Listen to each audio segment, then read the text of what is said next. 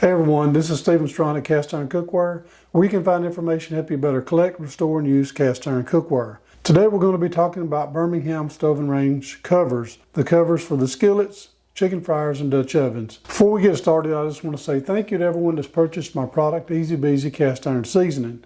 The purchase of this product helps keep this channel going, and I just want to say thank you so very much. One thing that I really love about Birmingham Stove and Range cast iron is the covers or the lids. They have a cover for both sides of the pour spouts of the skillet. With the Dutch oven, it only has one pour spout, but it still has two covers, so they all interchange. But there are a few differences in the Birmingham Stove and Range covers, starting with the Red Mountain or the early Red Mountain, and there were some changes all the way up. And we're going to talk about some of those changes right here. First of all, we're going to talk about Birmingham Stove and Range in general. Birmingham Stove and Range was a cast iron cookware foundry founded in Birmingham, Alabama in the 1920s by its parent company, Atlanta Stoveworks. Atlanta Stoveworks, they were in Atlanta, Georgia. They only made the stoves and ovens and things like that. So they went ahead and got Birmingham Stove and Range founded so they can make their cookware, their skillets, Dutch ovens, pots, and things like that. Birmingham Stove and Range began in the 1920s, and in the 1930s they started their Red Mountain series, even though they were making a few pieces in the 1920s. But Red Mountain hadn't actually started as a series yet. So we're going to start with some of the earlier pieces. One of the big things that would distinguish Birmingham Stove and Range from a lot of other pieces is the dimples. Now you can see right here, it's kind of like the dimples on a golf ball, except for they're a lot larger and they don't seem to have any order whatsoever. They're just kind of all over the place. The earlier Red Mountain will have larger dimples like this. This one here even has a split handle. This is not a crack, it's a two-piece handle. They call that a divided handle or a split handle. This one right here has a hand-scribed 8 and it has an underline. It also has a little dot at the bottom. They use different marks to kind of distinguish either whoever was making them, whatever shift they were on, or whatever mold they came from. In the early days, it was kind of random. But let's find another piece from the Red Mountain era. Okay, here's another piece from the Red Mountain era, and it is a number 8. And if you can see just a little bit, there is an 8, and it has an A for the mold mark. And we have hand scribing, and when I say hand scribing, I mean the lettering is a little shaky, almost like somebody done it with a Dremel tool. Of course, this was made in the mold, and the mold got transferred onto the cast iron. Now here's one that's an 8, 8A, and it's got underlining, has an underline under the second 8, which is kind of weird. This is the one I was showing you earlier that has the really big dimples. This is from the early Red Mountain era, probably pre-Red Mountain. I wouldn't be surprised to say that this may have been made in the 20s. And this one here, if you notice, I'm gonna hold them up together. Look how large these dimples are compared to this little number 6. So the dimples are much smaller on the later piece, even though this here is it's underlined 6. It's hand scribed, but not quite as shaky. And like I said, these dimples are smaller, kind of random. They don't seem to have a real order. The smallest skillet cover is the number 6. They made a 6, a 7, an 8, a 9, a 10, and a 12. No 14s. Okay, in the same era where they started making the split handles, they have what they call a high dome. I don't actually have a high dome in my collection, but I'm going to try to scrounge up a picture and throw it in right here. And this is what a high dome will look like if I can find the picture. Hopefully that's what you're looking at right now. Okay, the normal size handle, like this older piece right here, is like a loop. It's a little fatter on one side, a little smaller on the other side. That's the standard Birmingham Stove and Range style handle. So this is an 8. And the A is a mold mark. It came from A mold. You'll see B mold, C mold, I don't really remember seeing C's, but I'm sure they had one. But you'll see different mold marks to distinguish which mold it came from. We were talking about saucepans and bulge pots. This one right here is a 3-4.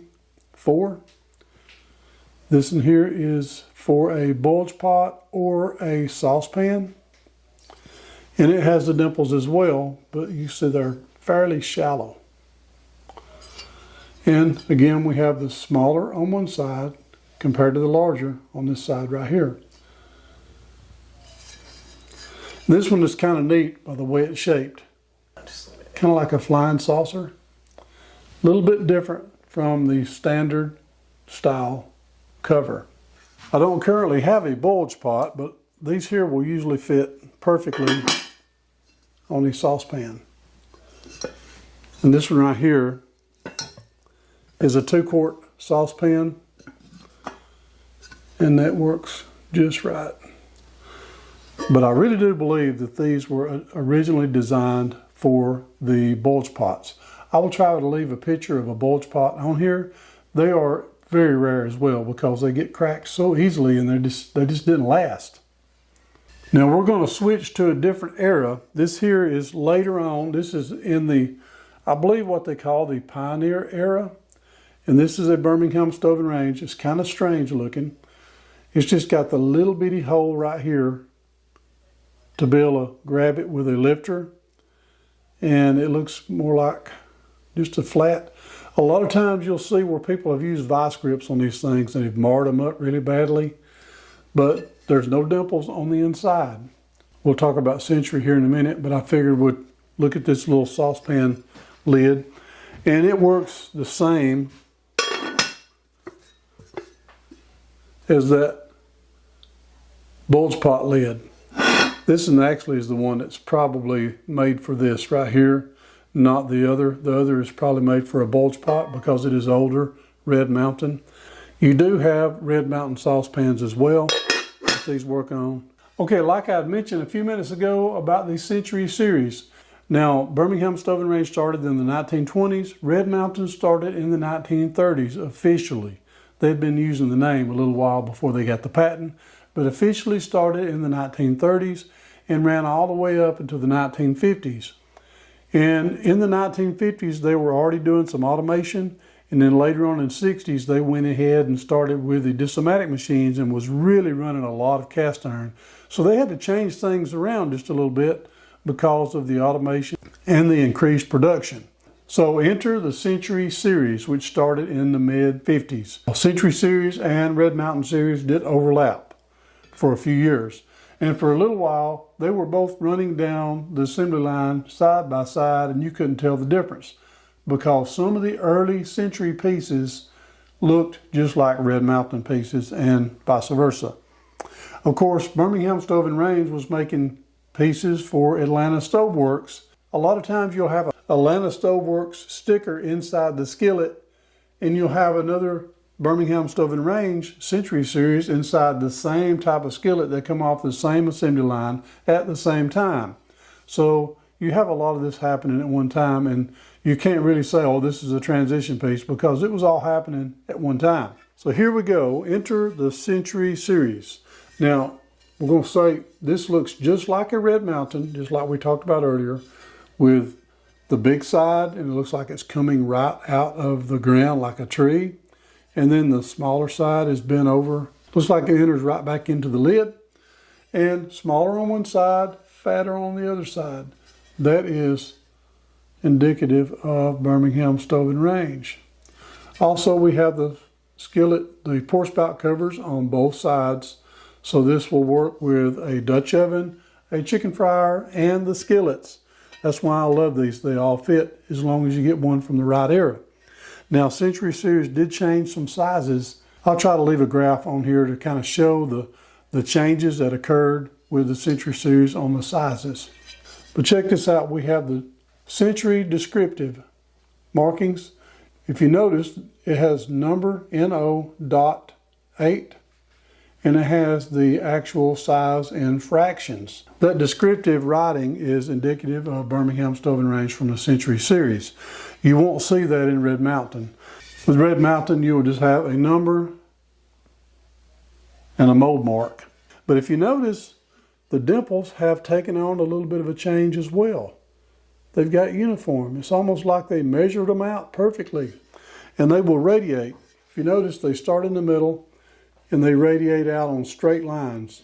They're all lined up. You could actually draw a line straight through them, where you can't do that with the Red Mountain series.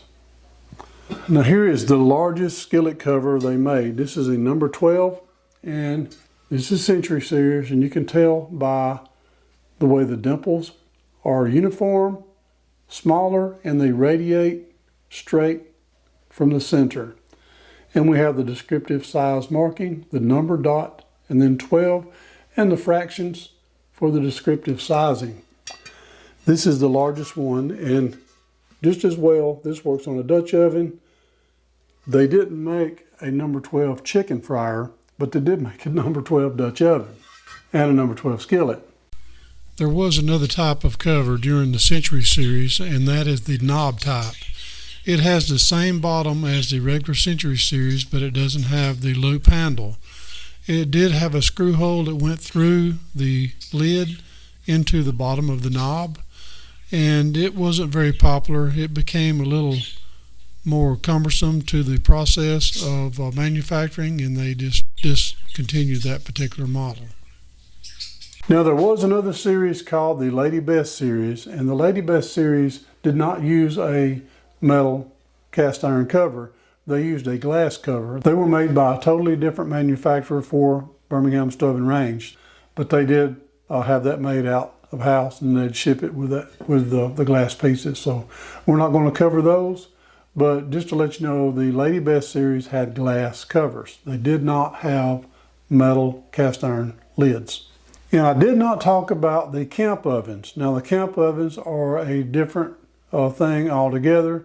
They were made to hold the coals around the rim, so we didn't talk about those at all, but maybe on another video.